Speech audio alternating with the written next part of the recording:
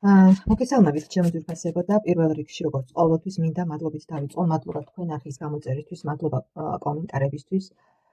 ეს ძალიან მნიშვნელოვანია ჩემთვის და მინდა შემოგთავაზოთ ახლა ასეთი გაშლა, ვისაც არ გამოგიწერიათ, გამოიწერეთ კიდევ თხოვნა მაქვს. მოდი ვნახოთ თქვენი პარტნიორის დამოკიდებულება ზოგადად საპირისპირო სქესის მიმართ როგორია, ხო?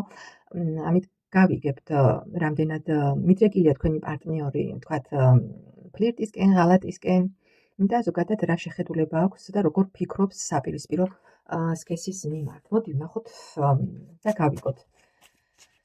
მომზადებული მაქვს კითხვები და ვიფიქრებთ თქვენს პარტნიორზე და ვნახოთ როგორია მისი აღქმა ზოგადი აღქმა, როგორია საპირისპირო სქესის მიმართ, ჩემო ძვირფასებო.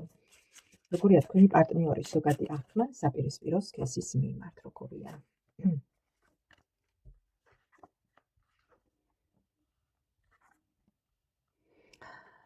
ჩემო ძვირფასებო, ნახეთ როგორი არკანები ამოვიდა. იუსტიცია, სამიანი თასი და 7-იანი ხმალი. ანუ როგორია თქვენი პარტნიორის აღქმა ზოგადი.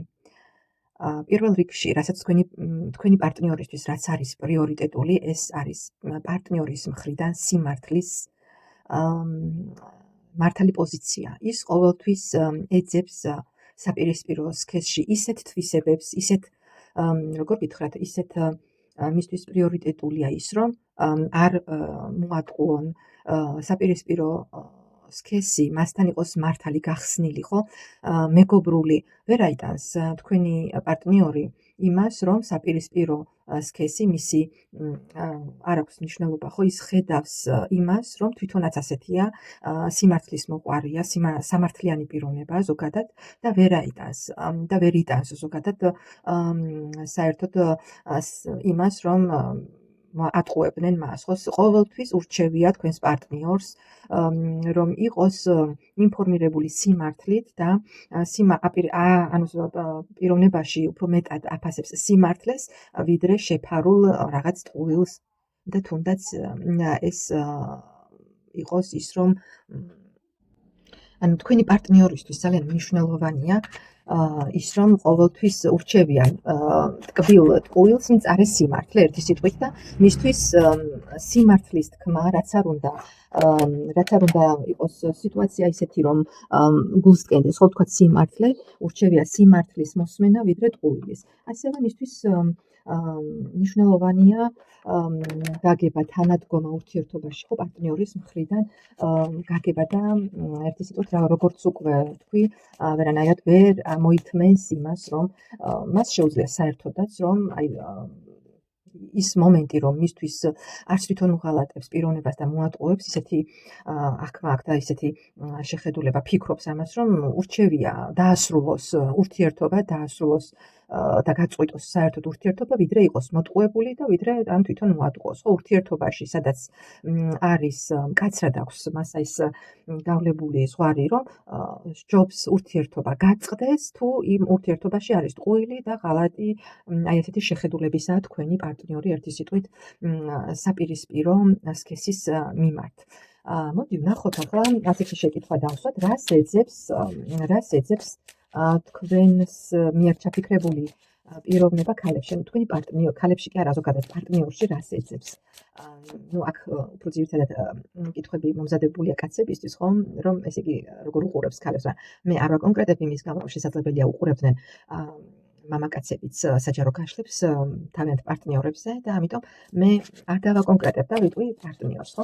მოდი ვნახოთ, რას ეძებს თქვენი მიერ ჩაფიქრებული პიროვნება საპირისპირო სქესში, ანუ შინაგანი მოთხოვნილება მისი, როგორია საპირისპირო სქესის მიმართ, როგორია შინაგანი მოთხოვნილება თქვენი პარტნიორის.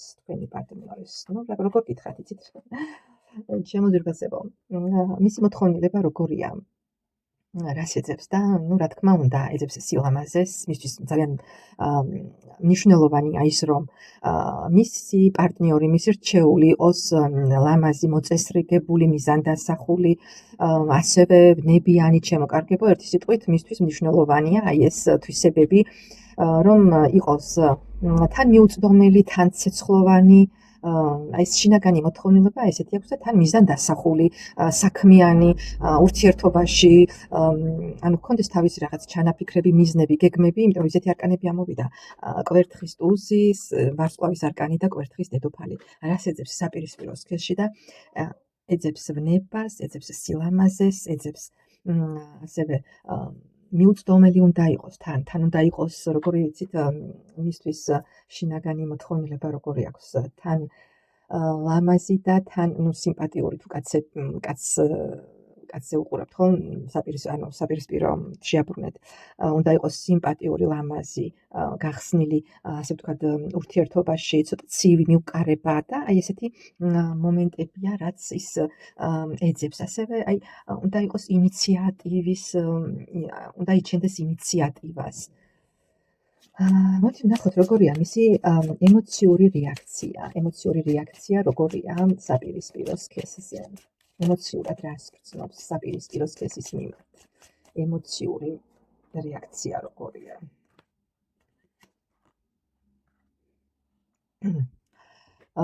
იცით როგორი მომენტია აქ ჩემოგარგებო. ემოციური რეაქცია თითქოს იკეტება ეს პიროვნება საკუთარ თავში, რაღაცნაირად მაინც და მაინც ძალიან იმის გამო რომ შესაძლებელია ძალიან ბევრ წვრილმანს აქცევს ყურადღებას, ხო, ძალიან ბევრ წვრილმანს აქცევს ყურადღებას და შესაძლებელია ბევრი რამ აღიზიანებს, ხო, ანუ შინაგანი მოთხოვნილება იმდენად როგორ გითხრათ, შესაძლებელია იცით რა არის თვითონ პიროვნებას იმდენად დიდი მოთხოვნილება აქვს და წარმოდგენა, როგორი უნდა იყოს მისი, ანუ პარტნიორი, ხო, რომ შესაძლებელია ძალიან ბევრ რაღაც წვრილმანს აქცევს ყურადღებას და ასევე ცოტა მაინც და მაინც რომ თქვა რომ უადვილდება ხო ურთიერთობაში შესვლა, არა თითქოს იკეტება თავის თავში, ძალიან ბევრს ფიქრობს და ძალიან ბევრ რამეს აანალიზებს საპირისპირო სქესში, ხო?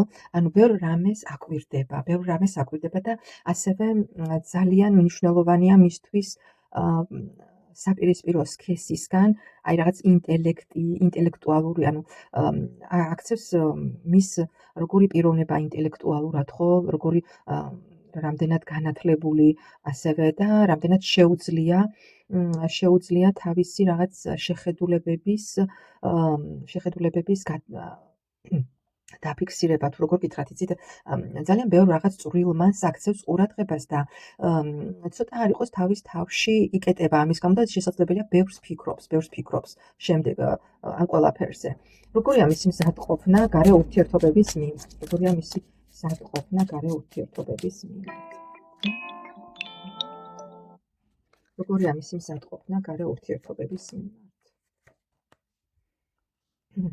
აი რა გითხრათ ჩემო ძვირფასებო.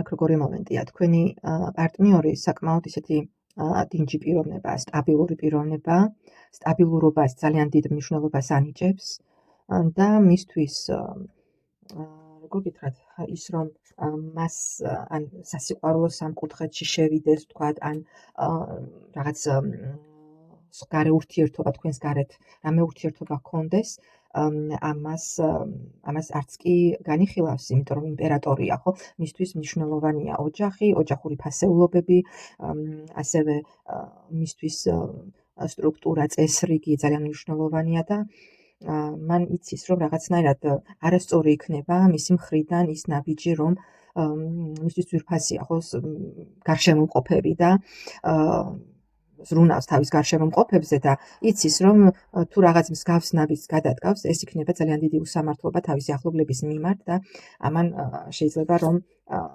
ის სიყვარული და ის გაგება დაასრულოს და დაანგრიოს, რაც მისთვის პრიორიტეტული და მნიშვნელოვანია. ამიტომ როგორც თავიდან ამოვიდა, ხო, ჩემო ძვირფასებო, სამართლიანი პიროვნება, სამართლიანი ზოგადი აღქმა, საერთოდ ზოგადად როგორია საპირისპირო სქესის მიმართ, ეს პიროვნება ვერ იტანს ტყუილს ღალატს ურთიერთობაში და შესაბამისად დასკვნა რომ გავაკეთოთ, მისთვის მიუღებელია გარე ურთიერთობები. აი ასეთი იყო ეს მოკლე გაშლა ჩემო ძვირფასებო, ძალიან მაინტერესებს რას ფიქრობთ, გამომეხმაურეთ თქვენი აზრი და აფიქსირეთ კომენტარებში. მადლობა და ნახვამდის.